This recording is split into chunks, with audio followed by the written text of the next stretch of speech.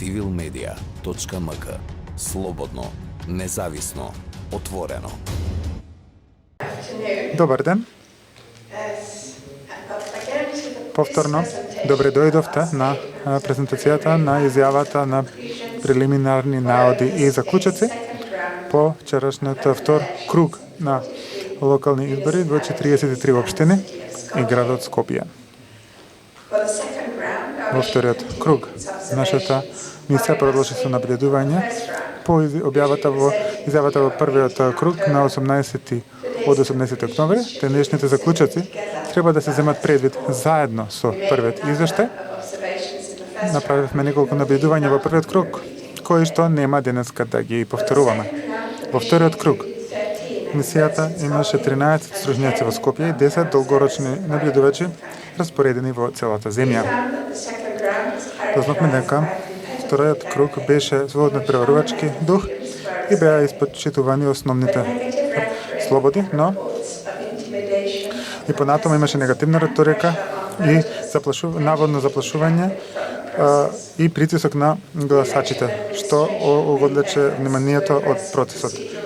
Администрацијата се обидуваше да ги надмине процедуралните недостатоци од првиот круг, а денот на вториот круг се движеше гладко и покрај тоа што се уште имаше некои проблеми, а поради недостатоците во ракувањето со приговорите не можеше лесно да се решат проблемите.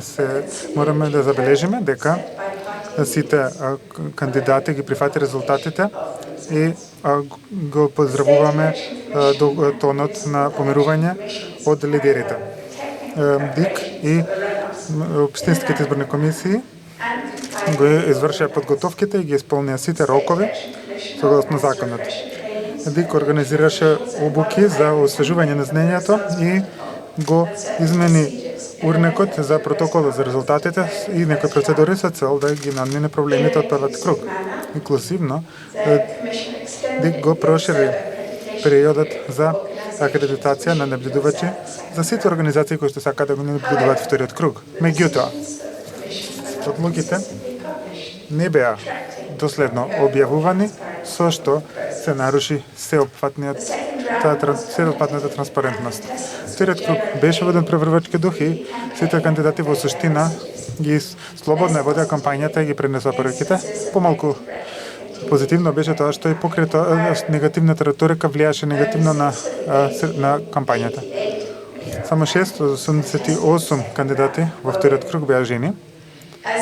Исто како во првиот круг, постојано имавме пријави, некои од нив беа и забележани за притисок на гласачите, меѓу кои и на јавни функционери, за да гласаат за одредени конкуренти, односно кандидати, како и притисок на кандидатите.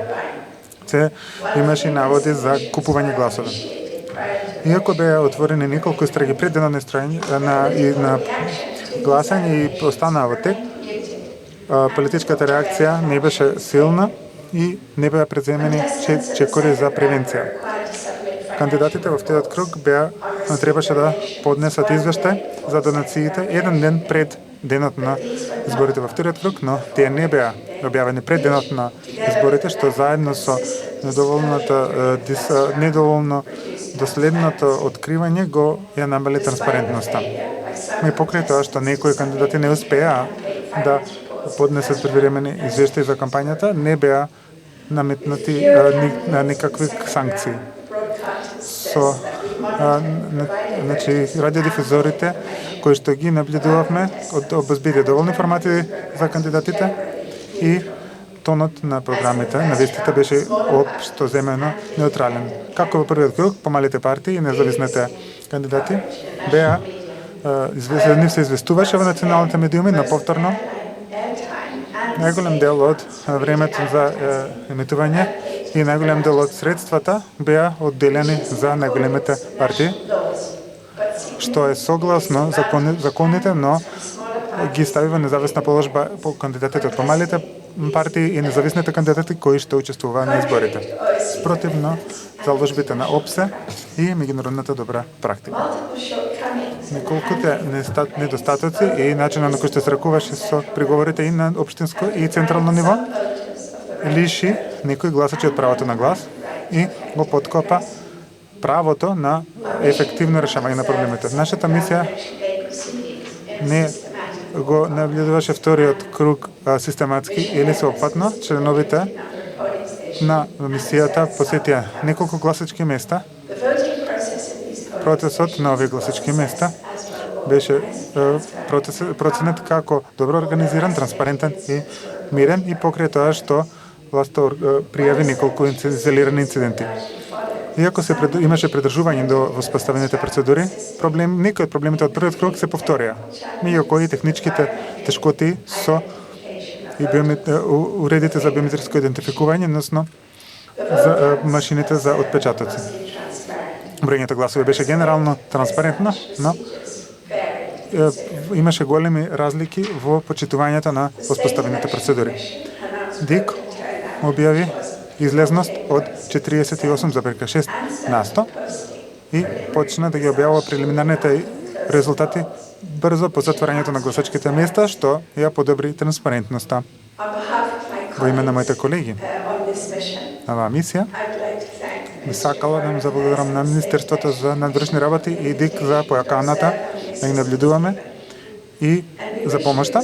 Исто така, сакаме да кажеме дека навистина ги цениме сите членови на администрацијата, партиите, кандидатите, медиумите, представниците на медиумите и другите соговорници кои ни поднатаму наоѓа време да разговараат со нас во последните фази на изборите. Само сакам да информирам дека нашата мисија ќе се заврши на 5 ноември во петок. Ви благодарам многу за вниманието. Мојот колега Стефан Краусе и јас сме подготвени да ви одговориме ако имате дополнителни прашања. Благодарам. Сега може да одговориме на некои од прашањата. Ако имате прашање, кренете рака. Ќе ви дадеме микрофон. Пред да поставите прашање, првен кажете од кој медиум сте. Повторно, тие што не следат на Zoom. Повторно ќе ви кажам, ве молам да пишете го прашањето во квадратчето за чет или за прашање и одговори и повторно идентификувајте се. Од каде сте? Здраво. Јас сум Силва Медија од Драган Мишев. Имам прашање за мис Зилета. За господин Зилета. Кој е мислењето, што е вашето мислење за наводите за црна кампања за време на изборите и какви мерки треба да преземат институциите за ова прашање? Исто така? Што сметате? Што мислите за одлуката на премиерот Заев да даде оставка? Благодарам. Благодарам. Во повед на негативната риторика, конкретно личните напади против одредени кандидати, тоа честопати жени, што се случи и на социјалните медиуми, но и на други, но и по-директно, по-непосредно во јавните говори, како што забележавте, ние сме против ова, сметаме дека се коси со недобрите практики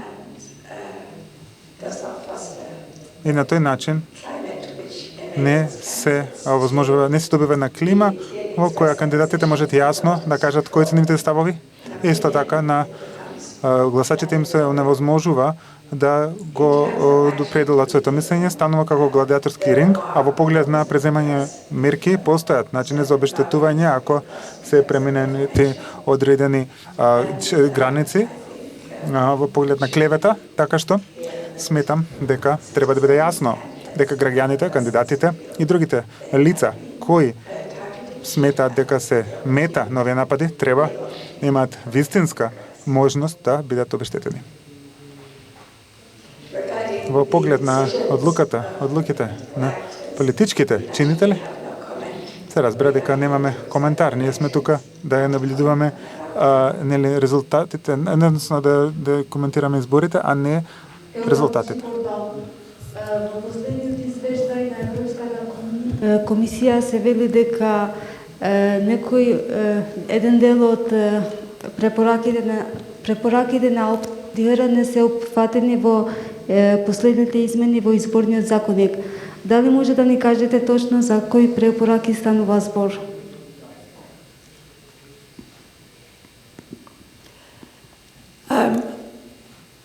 We will address in detail Во детали ќе одговориме на ова, на овој факт. Веќе забележавме дека е точно дека некои од нашите претходни препораки се одговорени, но не сите. Би ве насочила на една општа препорака, која што ја повторуваме неколку пати и која се уште важи, имено земјата треба да изготви еден кодекс за гласање во кој што ќе сите контрадикторни препораки ќе се спојат на едно место, во една целина која што е појасна и полесно се спроведува. Добар ден, Тамара Печаров, Специјална телевизија.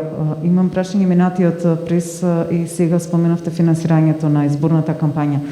Колку непочитување на законот, регулативите и нивно неспроведување во овој дел може да влие, да кажам, на имиджот на демократски спроведени избори? Благодарам.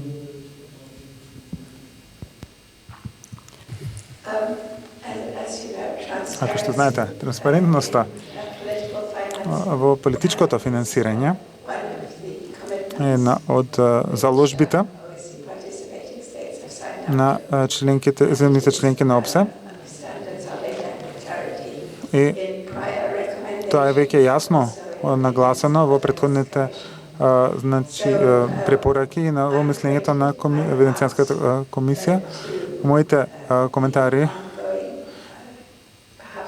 ги насочив на известувањето кое што навистина одлече од ја намали транспарентноста.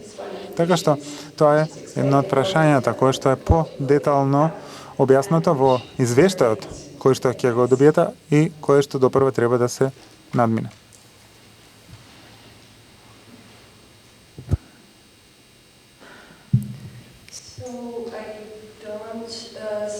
Значи не гледам други. Извинете.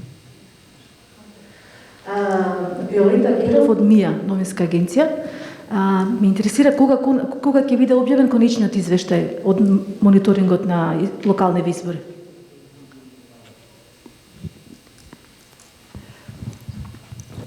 I cannot give you a date. Не можам да ви кажам датум, но праксата на ОДИР е конечниот извештај да го објави приближно 2 месеци по изборите.